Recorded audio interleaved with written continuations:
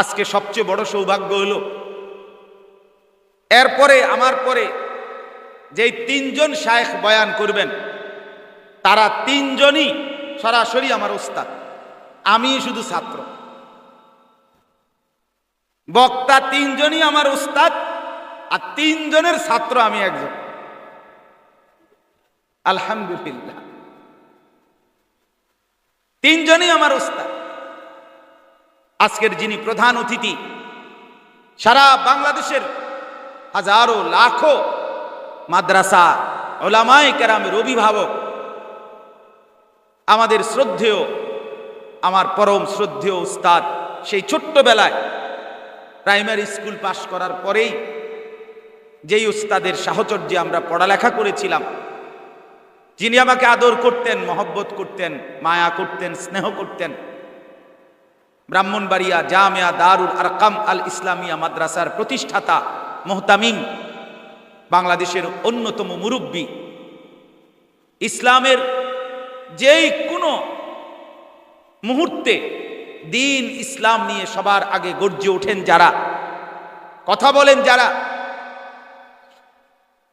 সেরকম একজন মহান ব্যক্তিত্ব, সিপাহ সালার হেফাজতে ইসলাম বাংলাদেশের সম্মানিত মহাসচিব, আমাদের কওমি মাদ্রাসার সর্বোচ্চ শিক্ষা বোর্ড ওয়েফাকুল মাদারিসিল আরাবিয়ার সম্মানিত সিনিয়র সহসভাপতি, আমাদের সারা বাংলাদেশের মুরব্বী আল্লামা শায়েখ সাজিদুর রহমান দামাত বারাকাতুহুমুল আলিয়া। আমি হযরতেরই ছাত্র। ছোটবেলায় ব্রাহ্মণবাড়িয়া দারুল আরকাম মাদ্রাসা যখন শুরু হয়েছে, সর্বপ্রথম যেই বেস দিয়ে ছাত্রদেরকে নিয়ে দারুল আরকাম মাদ্রাসা শুরু হয়েছিল, আমি সেই বেসের ছাত্র। আমাদেরকে দিয়েই মাদ্রাসা শুরু হয়েছে। আজকে সেই মাদ্রাসা আমরা মসজিদের পাশে ছোট্ট রোমে হুজরার মতো কামরায়, হুজুরের পুরাতন বাড়ির পাশে, ওইখানেই আমরা প্রথম পড়ছি। সেই সময় একটা ছোট্ট একটা রুমের মধ্যে। সেই দারুল আরকাম আজকে সারা পৃথিবী খ্যাত মাদ্রাসা। এখন বিশাল জায়গার মধ্যে অনেক সুন্দর মাদ্রাসা। পুরাতন যেই মসজিদ, এই মসজিদের ছাদ ঢালাইয়ের কাজ আমরা নিজেরা থাকতে করছি। অনেক একবার মেড্ডা থেকে, সেখান থেকে আবার ঘাটুরা 1 নম্বর গ্যাস ফিল্ডের কাছে, সেখানে একটা ভাড়া বাড়িতে আমরা 1 বছর পড়ছি। সেখান থেকে আবার এই বর্তমান পুলিশ লাইনের অপোজিটে যেই মাদ্রাসা, যেখানে স্থায়ী জায়গা, সেখানে আমরা থাকতেই টিনের ঘরে করছে হুজুরে। তখন আমরা আসছিলাম, মসজিদটাই শুধু তখন বিল্ডিংয়ের ছিল, আর আমরা টিনের ঘরেই থাকতাম। আলহামদুলিল্লাহ, আমাদের সেই স্বপ্নের মাদ্রাসা আজকে বাংলাদেশের শীর্ষ মাদ্রাসা। আলহামদুলিল্লাহ, দারুল আরকাম আল ইসলামিয়া মাদ্রাসার, আমার সেই মাদ্রাসার বর্তমান যিনি শেখুল হাদিস, বিদগ্ধ মুহাদ্দিস, একজন মুত্তাকি আল্লাহওয়ালা মুহাক্কিক আলেম দ্বীন, আজকের এই আয়োজনের যিনি অন্যতম অতিথি, আমার পরম শ্রদ্ধেয় উস্তাদ আল্লামা মুফতি আব্দুল হালিম সাহেব দামাত বারাকাতুহুমুল আলিয়া, হুজুরও দারুল আরকামে আমার সরাসরি উস্তাদ। এরপরে আজকের অন্যতম আলোচক, আজকের অন্যতম মেহমান, আমার পরম প্রিয়, পরম শ্রদ্ধেয় শায়েখ। আমার জিন্দিগিতে আমি যাকে অনুসরণ করে চলি, যার ভালোবাসা, আদর, স্নেহে এগিয়ে যাওয়ার প্রেরণা পাই, আমার সেই প্রিয় শায়েখ, শ্রদ্ধেয় শায়েখ আরিফ বিল্লাহ হাকিমুন নফস আল্লামা মুফতি মুশতাকুন নবী কাসিমি হযরত দামাত বারাকাতুহুম। তিনিও আমার একে তো শায়েখ, তার আগে উনি আমার উস্তাদ। আলহামদুলিল্লাহ, তিনিও আলহামদুলিল্লাহ এরই মধ্যে এসেছেন। তাইলে আমি প্রথমেই কথা দিয়ে শুরু করছিলাম, পরিমাণে ছোট্ট হলেও আয়োজন, কিন্তু গুণগত মানে আজকের এই আয়োজন অনেক ঊর্ধ্বে। সংখ্যায় কম হইতে পারে, জনবল, লোক পরিমাণ কম হোক, কিন্তু গুণগত মান, আল্লাহওয়ালাদের উপস্থিতি এতটা বৃষ্টিমুখর পরিবেশে কাদাযুক্ত রাস্তায় আমার তিনজন উস্তাদ, আলহামদুলিল্লাহ, মুরব্বী, বাংলাদেশের মুরব্বী, সারা পৃথিবীর হাজারো দিনদার মুসলমান যাদেরকে শ্রদ্ধা করে এমন তিনজন বুজুর্গ আলেম আল্লাহওয়ালা আজকে মিরপুর দারুস সুন্নাহ আল ইসলামিয়া মাদ্রাসায় এসেছে। এটা নিঃসন্দেহে স্পষ্টত এটা বোঝা যায়, ইনশাআল্লাহ কোন বিরোধিতায় এই মাদ্রাসা থামবে না, ইনশাআল্লাহ থামবে না, ইনশাআল্লাহ থামবে না, থামবে না। এটাই বাস্তবতা। আল্লাহ চাহে তো ইনশাআল্লাহ এটাই বাস্তবতা। এত বড় মহান বুজুর্গদের কদম পড়েছে যেই মাদ্রাসার জমিনে, এটা দারুল উলুম দেওবন্দের প্রতিনিধিত্ব করবে ইনশাআল্লাহ। রব্বুল আলামিন চাইলে একদিন এখানেও দারুল উলুম মঈনুল ইসলাম হাটহাজারী মাদ্রাসার মতো বিশাল মাদ্রাসা হতে পারে। ওমা যালিকা আলাল্লাহি বিআজিজ। আল্লাহর জন্য এটা কঠিন নয়, বান্দা করলে কঠিন, আল্লাহ চাইলে কি নয়, কঠিন না, কঠিন না। সেই ছোট্ট দারুল আরকাম 1992-93 সালে আমরা যখন পড়ছি তখন তো এই ছোট্টই ছিল। কে ভাবছিল সেদিন আজকে এত বড় মাদ্রাসা হবে, আজকে সারা পৃথিবীময় ছড়িয়ে পড়বে? আল্লাহ চেয়েছেন বলেই হয়েছে। এই থেকে দোয়া করি আমরা যারা উপস্থিত আছি আমরা কম হই, কিন্তু আমাদের মালিক তো বড়, আমাদের মনিব তো বড়। আমরা দুর্বল হতে পারি, কিন্তু আমরা যার সাথে সম্পর্ক যুক্ত তিনি বড়, তিনি আলা কুল্লি শাইইন কাদির। অতএব আল্লাহ চাইলে এটা হয়ে যাবে ইনশাআল্লাহ। আল্লাহ তাআলা যেন উত্তম ভাবে এই মাদ্রাসাকে কবুল করে, সমস্ত ফিতনা ফাসাদ, সমস্ত বিরোধিতা, হিংসা বিদ্বেষ থেকে মুক্ত করে আল্লাহ তাআলা যেন এই এলাকার মানুষগুলোকে মদিনার আনসার বানিয়ে দেয়। বলেন আমিন। আল্লাহ চাইলে অসম্ভব, কথা বলেন না, অসম্ভব কি না বলেন না? অসম্ভব। আল্লাহ চাইলে অসম্ভব না। ইয়াসরিবের মুসলমান, ইয়াসরিবের যেই মদিনার পূর্ব নাম, রাসূলুল্লাহ সাল্লাল্লাহু আলাইহি ওয়াসাল্লামের কালেমা যারা গ্রহণ করেছে, ইয়াসরিবের মুসলমান হয়েছে, আনসার যারা মদিনার মানুষ, তারা মূর্তি পূজক ছিল। আউস এবং খাজরাজ এই দুই গোত্রের লোক মূর্তি পূজক ছিল, তারা মূর্তি পূজা করত। আর এই ইয়াসরিবের মধ্যে আগের থেকেই আসমানি কিতাবের অনুসারী ইহুদি আহলে কিতাব, মুসা আলাইহিস সালামের অনুসারী তারা ছিল, বসবাস করত। কিন্তু এই আউস এবং খাজরাজ গোত্রের লোক যারা মূর্তি পূজক, তাদের সাথে মদিনায় মানে ইয়াসরিবে অহরহ ইহুদিদের সাথে ঝগড়া হতো, মারামারি হতো। তো ঝগড়া হলে এই মূর্তি পূজক গ্রুপের সাথে ওই ইহুদিরা পায়রা উঠতো না ফিডাফিডিতে, আর না পারলেই তখন তারা বলতো এই ইহুদিরা যে রাখো, এখন আমগরে মারতেছে তো, ও চিরেই অল্প কিছুদিনের মধ্যে শেষ জামানার নবী মুহাম্মদ সাল্লাল্লাহু আলাইহি ওয়াসাল্লাম হিজরত করে এই মদিনায় আসবে, এই ইয়াসরিবে আসবে, আমরা জানি, আমগো কিতাবে আছে, আমরা তার পক্ষ অবলম্বন করে তোমাদেরকে ফিটমু, এই সময় শাস্তি আমার এটার প্রতিশোধ নেব। আউস খাজরাজ গোত্রের লোকদেরকে বলতো। এই যে পিড়াপিড়ির কারণে প্রায় সময় নবীজির নাম এরা ইহুদিদের কাছ থেকে শুনতো, ওই ঝগড়া লাগলে। তখন রাসূলুল্লাহ সাল্লাল্লাহু আলাইহি ওয়াসাল্লাম হিজরতের 3 বছর পূর্বে এই ইয়াসরিব থেকে মূর্তি পূজক 6 জন লোক মক্কায় হজ্জের জন্য জাহিলি নিয়মে মানে ইসলাম পূর্ব যুগের নিয়মে হজ করার জন্য ইয়াসরিব থেকে মক্কায় আসছিল। মিনার তাবুতে থাকাকালীন আল্লাহ নবী সাল্লাল্লাহু আলাইহি ওয়াসাল্লাম ঘুরে ঘুরে তখন ইসলামের দাওয়াত দিচ্ছিলেন।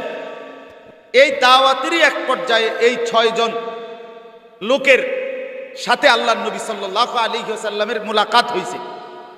নবীজি তাদেরকে এই মিনার তাবুতে হজ্জের সফরে ইসলামের দাওয়াত দিছেন, কালেমার দাওয়াত দিছেন।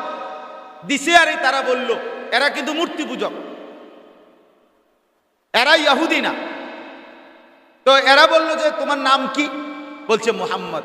বংশ কি? কুরাইশ। সার্বিক সব কথা শুননা তারা 2 জন বা 3 জন প্রথম দেখছে নবীকে।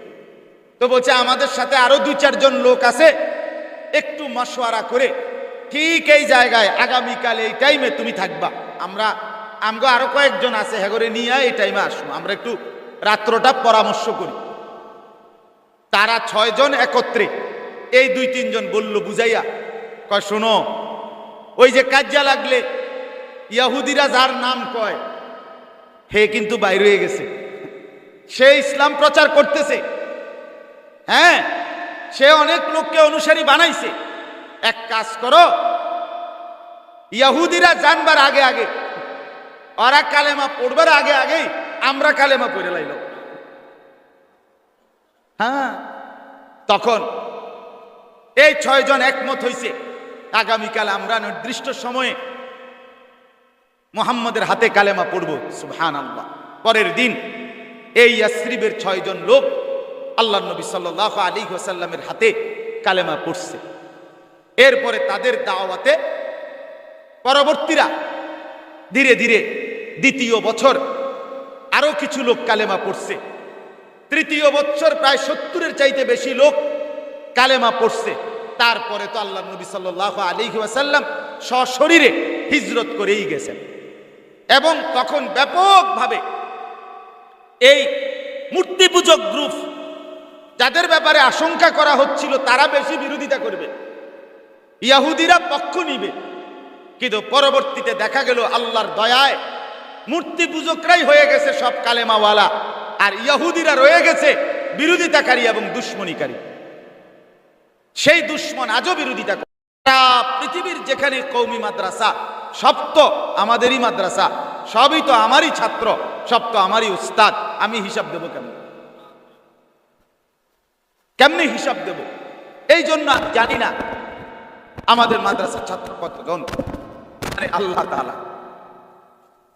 এই জন্য আলহামদুলিল্লাহ আজকে আমি মূলত আমার একান্ত প্রিয় বন্ধু, সেই ছোটবেলায়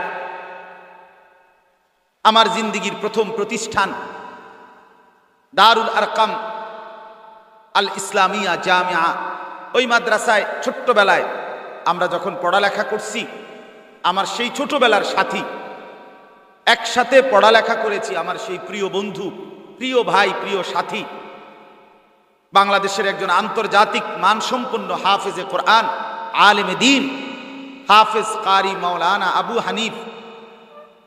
এই বন্ধুর বাড়ি এটা। তার বাড়িতে সীমাহীন মেহনত করে, অনেক ভয় ভীতি, অনেক হিংসা বিদ্বেষ, অনেক হুমকি ধমকি, অনেক কিছুকে পেরিয়ে প্রিয় ভাই এই মাদ্রাসাটা শুরু করতে চাচ্ছে।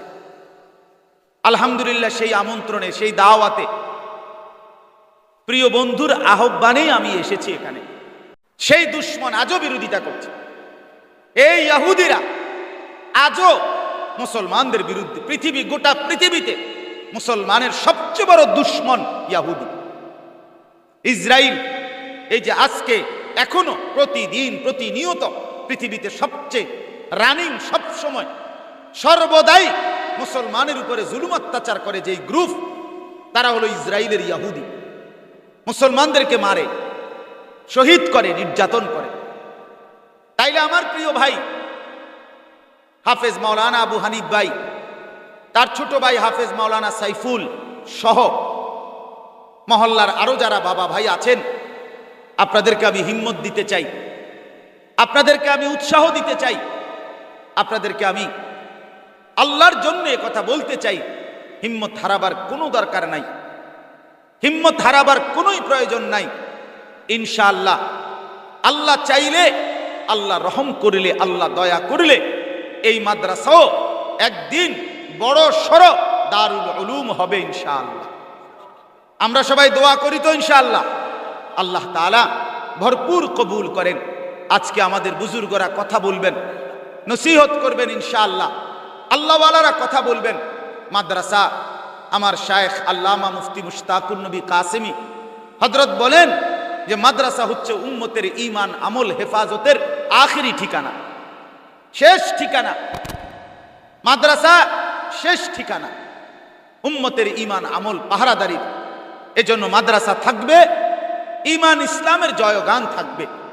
মাদ্রাসা থাকবে তো আল্লাহর দ্বীন সজীব থাকবে, সতেজ থাকবে, আল্লাহর দ্বীন চালু থাকবে। কোন মহল্লার একটি মাদ্রাসা, কোন মহল্লায় নিশ্চিত বিশ্বাস করেন ওই মহল্লাবাসীর জন্য আল্লাহ তাআলার সবচেয়ে বড় ইহসান আর দয়া রহমের জায়গা মাদ্রাসা। আমার শায়েখ অনেক সময় বলেন, বহু শহরে বন্দরে রাত্রিভর অনেক গুনাহ চলে, জিনা, ব্যভিচার, মদ, জুয়ার আড্ডা, অশ্লীলতা, বেহায়াপনা, নাচ, গান, নৃত্য শহরগুলোতে চলে রাত্রিবেলা। বিভিন্ন হোটেলে, বারে, রেস্টুরেন্টে, রেস্তোরাঁয় কিংবা কোনো গোপন জায়গায়। তো আল্লাহ তাআলা এই অশ্লীলতা, বেহায়াপনা, গুনাহ আর নাফরমানির কারণে আল্লাহর আযাব দিতে চায় আল্লাহ। কিন্তু এরই মধ্যে যখন রাত 3টা বাজে, 4টা বাজে, বিভিন্ন কোনায় ছোট্ট ছোট্ট মাদ্রাসাগুলো থেকে 8 বছরের, 10 বছরের, 9 বছরের মুসলমানের ছোট্ট বাচ্চা যখন রাত্রি নিশীতে উঠে ওযু করে আল্লাহর কোরআনের সবক নিয়ে হাফেজ সাহেবের কাছে সবক দেওয়ার জন্য হেফজখানায় পড়তে বসে রাত গভীরে অন্ধকারে, তো খোদার কসম আল্লাহ তাআলার রহমতের মধ্যে তখন জোয়ার ওঠে, আল্লাহ তাআলার রহমের উপরে তখন জোশ আসে। তো আল্লাহ তাআলা বলে, হায় নাফরমানদের কারণে আযাব তো দিতে চেয়েছিলাম, কিন্তু আমার এই ছোট্ট বান্দাদের কোরআন পড়ার বরকতে আমি আমার সমস্ত বান্দাদের থেকে আযাব তুলে নিলাম।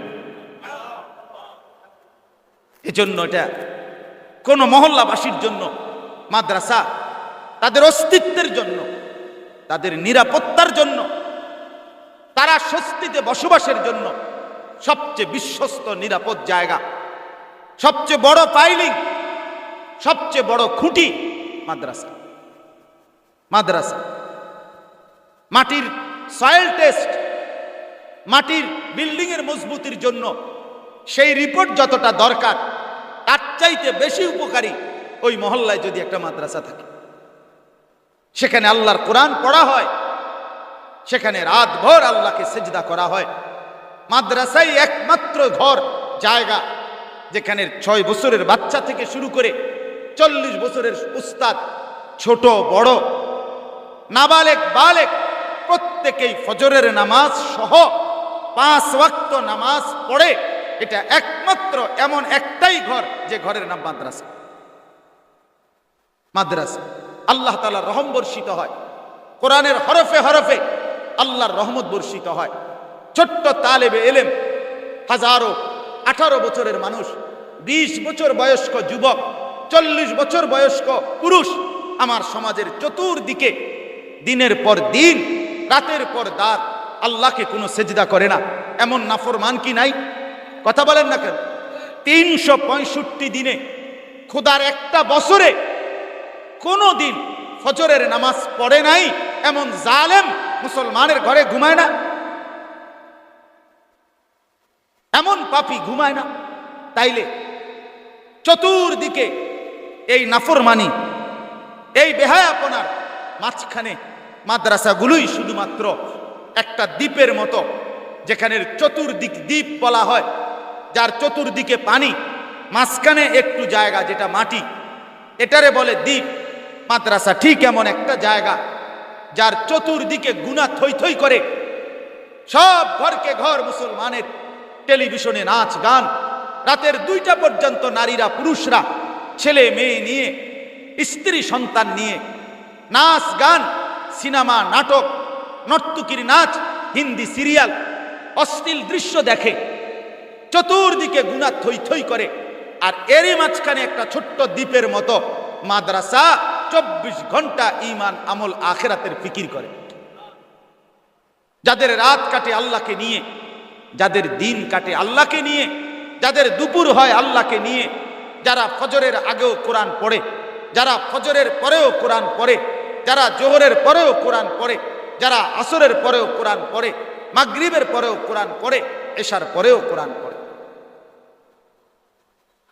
কোরআন পড়তে পড়তে ঘুমায়, কোরআন পড়তে পড়তে উঠে, এই যাদের দিবানিশি, তারার উপরে আল্লাহর রহমত বেশি হবে। আমার বাপ, আমার ভাই, দোয়া করা উচিত। হায় সে মুসলমানগুলো কতটা বদনসিব, যাদের কলিজার ভিতরে আল্লাহর কোরআনের প্রতি মহব্বত নাই, যাদের দিলের মধ্যে মাদ্রাসার প্রতি ভালোবাসা নাই, যারা মাদ্রাসাকে সহ্য করতে চায় না, মাদ্রাসাকে পছন্দ করতে চায় না। এটা অনেক বড় অনুচিত, এটা অনেক বড় অনুচিত।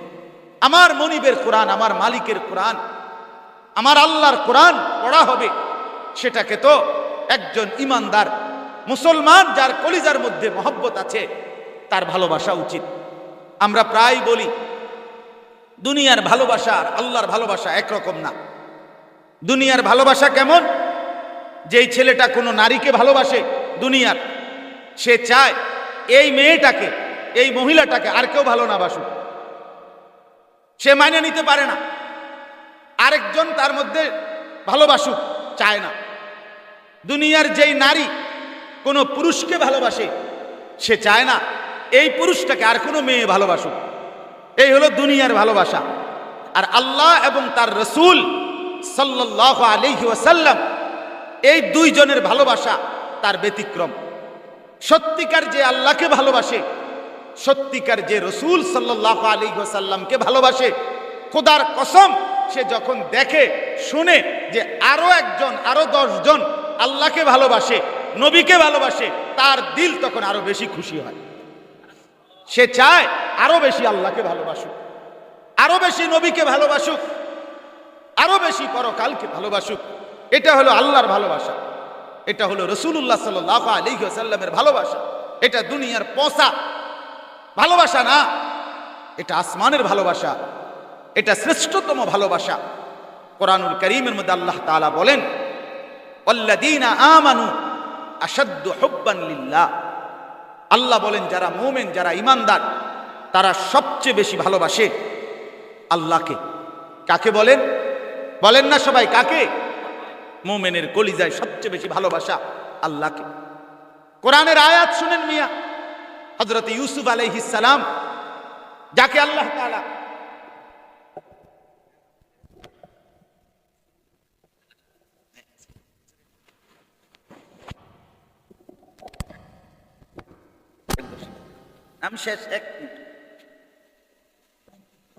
বলতেছিলাম, এই একটা আয়াত শুধু শুনেন। হযরত ইউসুফ আলাইহিস সালাম, তিনি আল্লাহ তাআলা উনাকে বাদশাহী দিয়েছেন, আল্লাহ তাআলা উনাকে নবী দিয়ে বানিয়েছেন। এই 40 বছর কিংবা 80 বছর পরে, বাবার থেকে বিচ্ছেদ হওয়ার পরে, একদিকে তিনি বাদশাহ হলেন, একদিকে তিনি নবী হলেন। আল্লাহ তাআলা তাকে আসমানি ইলম দান করলেন, বাবাকে ফিরাইয়া দিলেন, 10 ভাইকে ফেরত পেলেন। সব কিছু আবার পুনরায় ফেরত পাওয়ার পর ইউসুফ আলাইহিস সালাম আল্লাহর কাছে দোয়া করে বলছিলেন, আল্লাহ আপনি আমাকে যা দিয়েছেন তা তো দিয়েছেনই, কিন্তু আমি আপনার কাছে কি চাই?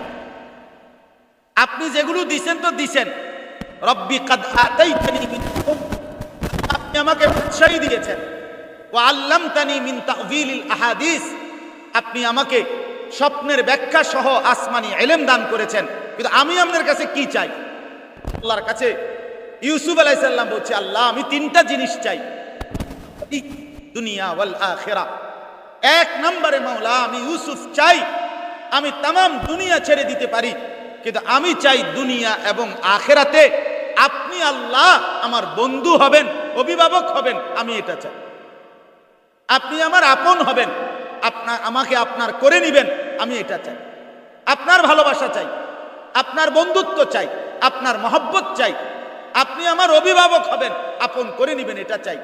2 নম্বরে, তাওয়াফানি মুসলিমান, আপনি আমাকে যেদিন মৃত্যু দিবেন মুসলমানের মৃত্যু দিয়েন, ও আলহিকনি বিস সালিহিন, আর 3 নাম্বার হলো আল্লাহ দুনিয়াতে, কবরে, আখিরাতে, জান্নাতে আপনার প্রিয় বান্দাদের, আপনার সালিহীন নেক বান্দাদের সঙ্গে আমাকে মিলায়া দিবেন, আমাকে সঙ্গী বানাবেন। অতএব প্রিয় ভাই আমার, আমাদের মহান বুজুর্গরা, আমার শ্রদ্ধাভাজন আসাতেজায়ে কেরামরা, আল্লাহওয়ালারা এসেছেন, কথা বলবেন। আমরা সবাই দোয়া করব, এলাকাবাসীর জন্য আমরা দোয়া করি। আল্লাহ তাআলা প্রতিটা মুসলমান, পুরুষ নারী, ছোট বড়, এই মহল্লার সবগুলো মুসলমানকে আল্লাহ তাআলা যেন এই মাদ্রাসার পক্ষে মদিনার আনসারদের মতো বানিয়ে দেয়। আল্লাহ তাআলা যেন দয়া করে, রহম করে। আল্লাহ যেন মাদ্রাসায় এই মিরপুর দারুস সুন্নাহ আল ইসলামিয়া মাদ্রাসা যেন কবুল করে। আল্লাহ তাআলা আমাদের সবাইকে কবুল করেন। সুবহানাল্লাহি ওয়া বিহামদিহি, সুবহানাকাল্লাহুম্মা বিহামদিকা।